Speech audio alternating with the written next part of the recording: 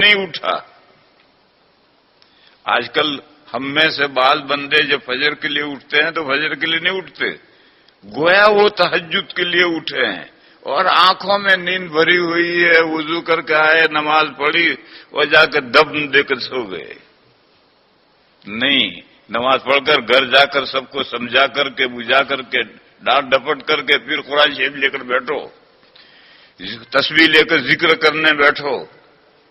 یہ جو کچھ بندے یہ تین کام کرتے ہیں، کہ کیوں تین کام کرتے ہیں؟ ان کا پروردگار ایک اللہ ہے، ان کا معبود ایک اللہ ہے، اسی ایک معبود کو خوش کرنے کے لیے، راضی کرنے کے لیے وہ یہ سب کام کرتے ہیں۔ اپنی راحتیں چھوڑ کر، اپنے متعلقین سے ناراضگی مول کر، نیند کو قربان کر کے اللہ کی کلام کی تلاوت کرنے بیٹھتے ہیں، ذکر کرنے بیٹھتے ہیں۔ تو فرمایا کہ یہ تین باتیں دلیل ہیں۔ وَالصَّافَّاتِ صَفًّا، صف بستہ، کھڑی رہنے والی جماعت، دو تین آدمی نہیں، پوری مسجد کی صفیں بھری پڑی ہیں، فجر کی نماز میں سب باندھے پڑھ رہے ہیں۔ فَالزَّاجِرَاتِ زَجْرًا فَالتَّالِيَاتِ ذِكْرًا إِنَّ إِلَٰهَكُمْ لَوَاحِدٌ، تمہارا معبود ایک ہے۔ جب ایک معبود ہے تو اب یہ بندے تو ایسے ہیں اور تم کیوں سوئے پڑے ہو؟ ان الہکم لواحد، بے شک تمہارا معبود ایک ہے، اور یہ صافات صفن یہ بندے، اور تم جو بیڈ میں پڑے پڑے نیند کے مزے لے رہے ہو، یہ فرق کیوں ہے؟ تمہارا معبود ہے، ان کا معبود تو ایک معبود ہے۔ یہ اپنے معبود کو خوش کرنے کے لیے اس طرح سے لگے ہوئے ہیں، تم کیوں نہیں اپنے معبود کو خوش کرنے میں لگے ہوئے؟ ان آیات کریمہ سے یہ بات معلوم ہوئی کہ انسان کی ذمہ داری یہ ہے کہ نہ صرف خود سنورے بلکہ اپنے ساتھ اپنے متعلقین کو بھی سنوارے۔ خود نہ صرف کہ خود اللہ کی نعمتوں کا شکر بجا لائے بلکہ اپنے متعلقین کو بھی شکر گزار بنائے۔ اللہ تعالی نے ایک مثال دی ہے، ایک فوجی ہے، اور عرب میں جب قرآن اتر رہا تھا تو سبھی فوجی تھے، حکومت کے پاس میں کوئی ملٹری نہیں تھی، ملک کا ہر آدمی فوجی ہے، اس زمانے کا سسٹم ہی یہ تھا۔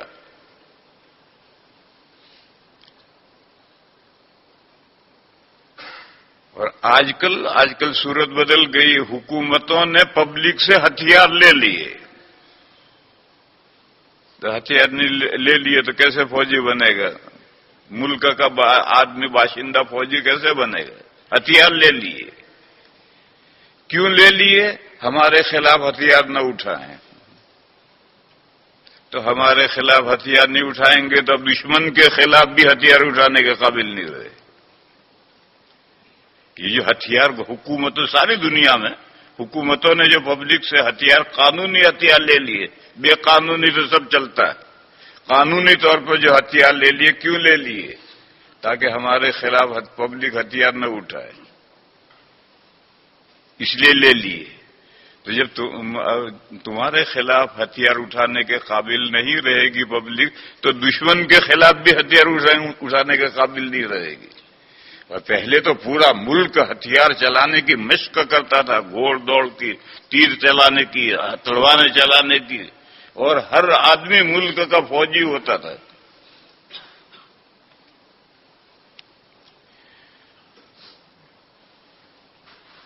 فوجی کارروائی میں دو چیزیں بڑی اہمیت کی حامل تھی۔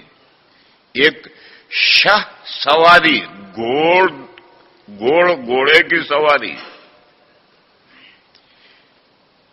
اس کو کہتے ہیں اردو میں کہتے ہیں شاہ سواری، بادشاہ کی سواری، اور ایک تیر اندازی۔ تیر اندازی 400 ہاتھ دور سے تیر چلایا جاتا ہے، جیسے آج کل میلوں فاصلے سے بم مارا جاتا ہے، میزائل داغا جاتا ہے، ایسے ہی تیر فاصلے سے مارا جاتا تھا، اور تلوار تو قریب سے چلائی جاتی ہے، ہم ماریں گے تلوار تو وہ بھی ہمیں مارے گا دونوں طرف، اور تیر فاصلے سے چلایا جاتا تھا۔ اور گھوڑ دوڑ میں گھوڑا دوڑتا ہوا گیا اور حملہ کر کے آ گیا۔ اس لیے قرآن کریم میں وَأَعِدُّوا لَهُم مَّا اسْتَطَعْتُم مِّن قُوَّةٍ وَمِن رِّبَاطِ الْخَيْلِ، قوہ سے مراد ہے تیر اندازی، اور رباط الخیل گھوڑے پالو، تو گھوڑا پالا ہے ایک آدمی نے۔ اور عربوں میں رات میں حملے ہوتے تھے، دشمن غافل سویا پڑا ہے، دشمن پر حملہ کر دیے، اس کو اردو میں کہتے تھے شب خون مارنا۔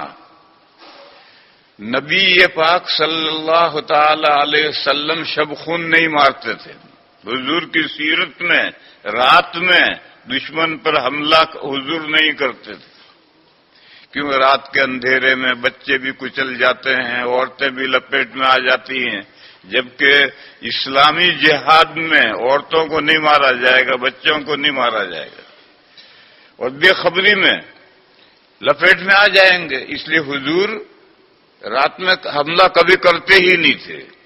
مگر عربوں میں رات میں حملہ کرنے کا رواج تھا، تو حضور ہمیشہ چوکنا رہتے تھے کہ رات میں دشمن حملہ نہ کر دے۔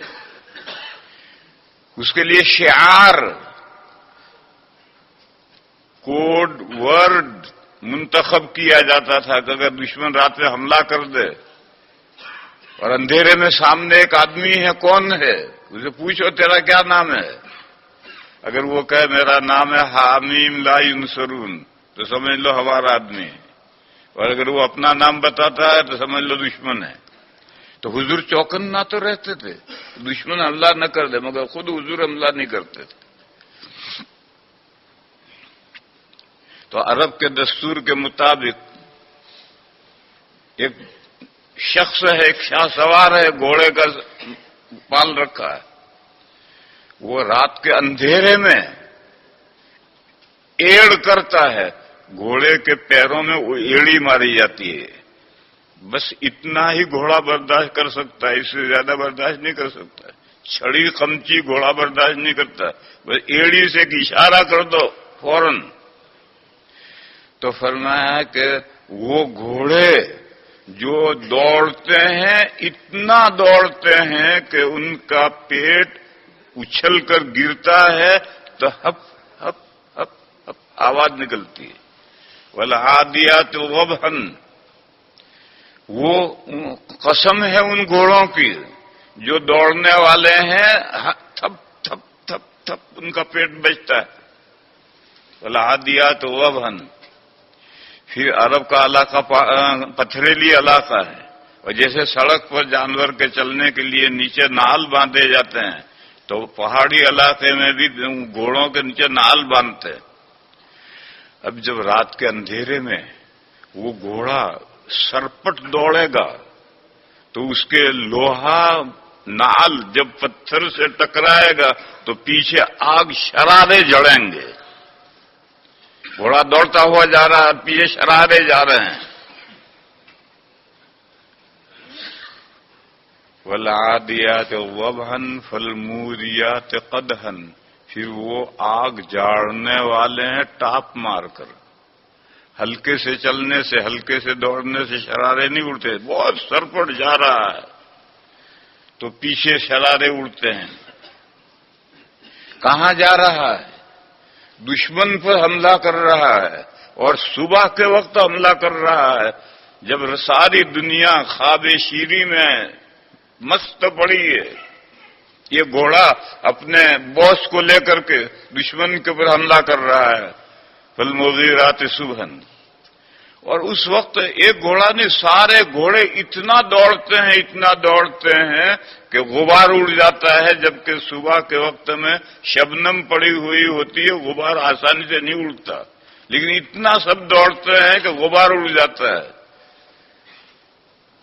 فالمغیرات صبحا فأثرن به نقعا، اپنے مالک کے ساتھ اس کو پیٹھ پر بٹھا کر کے گھوڑے اتنا دوڑتے ہیں کہ غبار اڑ جاتا ہے۔ فرمایا تم اپنے آپ کو اس گھوڑے کے ساتھ کمپیئر کرو.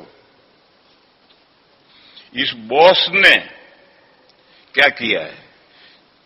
چند ہزار میں گھوڑا خرید کر لایا. پیدا تو نہیں کیا اس نے، پیدا تو گھوڑا اللہ نے کیا ہے.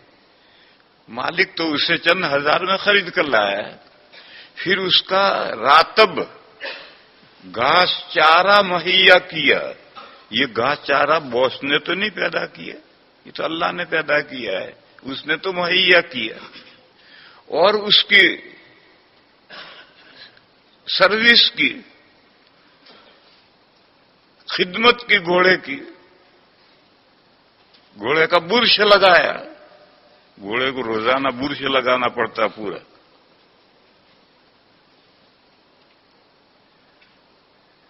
ایک شخص ایک خان صاحب کے یہاں ملازم تھا. وہ کبھی گھوڑے کو برش نہیں لگاتا تھا، تو خان صاحب بہت غصے ہوتے تھے کہ تو گھوڑے کی خدمت نہیں کرتا. وہ سن کر ادھر سے ادھر کر دیتا تھا. ایک دن رات کو گھوڑا چوری ہو گیا. اب اس نے سوچا کہ اب تو باس جو ہے پٹائی کرے گا، تو جنگل میں گیا اور ایک خرگوش پکڑ لایا، ریبٹ. لا کر جہاں گھوڑا بندھا ہوا تھا وہاں باندھا، ادھر سے باندھا، ادھر سے پیر بھی پچھاڑی بھی باندھی، اور برش لے کر کے برش مار رہا ہے. اس کا باس نکلا، کیا کر رہا ہے، گھوڑا کہاں ہے؟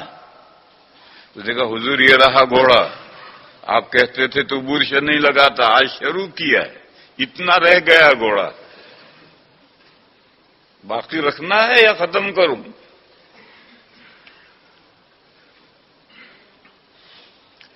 تو اس کی خدمت کرتا ہے. خرید کر لایا، راحت و آرام سے رکھا، گھاس چارہ مہیا کیا، برش لگایا، خدمت کی، اتنا ہی تو کیا. اور اس کا اپنے باس کے ساتھ کیا برتاؤ ہے دیکھو. رات کو جب وہ اس کی پیٹھ پر سوار ہوا اور اس نے لگام دی اور ایڑ کی تو سڑپٹ دوڑ رہا ہے. اتنا دوڑ رہا ہے کہ پیٹ اس کا تھپ تھپ بج رہا ہے،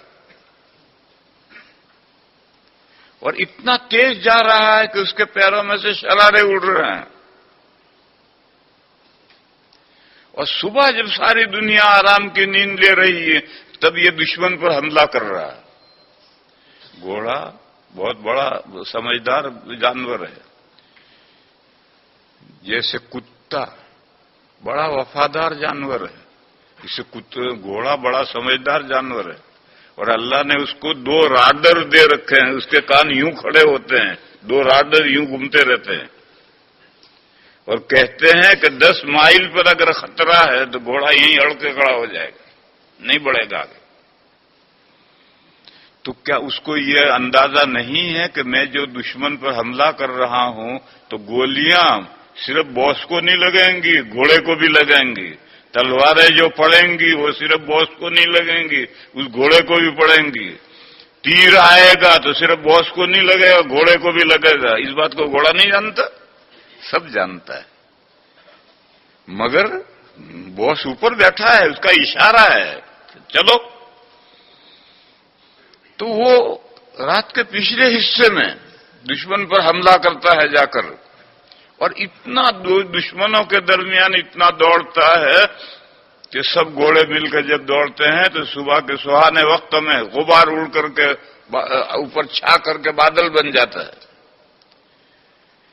اب تو اپنے آپ کو سوچ، تجھے اللہ نے ہست نیست سے ہست بنایا، نتھنگ سے تھنگ بنایا. تجھے اللہ نے انسان بنایا. وہ مٹی جس مٹی سے میں اور آپ بنے ہیں، اس مٹی سے تو اللہ جو چاہے بنا سکتے تھے. کتا بلی بنا دیتے، خنزیر بنا دیتے. اللہ نے اس مٹی سے مجھے اور تجھے بنایا، اشرف المخلوقات بنایا، اور پھر اشرف المخلوقات بنا کر پھر مومن بنایا. آج بے شمار انسان ہیں جو دولت ایمان سے محروم ہے، تجھے اللہ نے ایماندار بنایا. پھر تیری ہر سانس تیرا اللہ تعالی نگرانی کرتے ہیں اور تیرے لیے سانس مہیا کرتے ہیں. اگر ہوا بند ہو جائے، تیرا سانس رک جائے تو ایک لمحے میں تو ختم ہو سکتا ہے. اور بے شمار نعمتوں سے تجھے مالا مال کیا. تو سوچ، تو اپنے پروردگار کا اتنا وفادار ہے جتنا یہ گھوڑا اپنے باس کا وفادار ہے. کمپیئر کر اپنے آپ کو. تو کمپیئر کرے گا تو خود فیصلہ کرے گا. ان الانسان لرب فاثرن به نقعا فوسطن به جمعا ان الانسان لربه لکنود وانه على ذلك لشہید. بے شک انسان اپنے پروردگار کا ناشکرا ہے اور وہ اس بات پر خود گواہ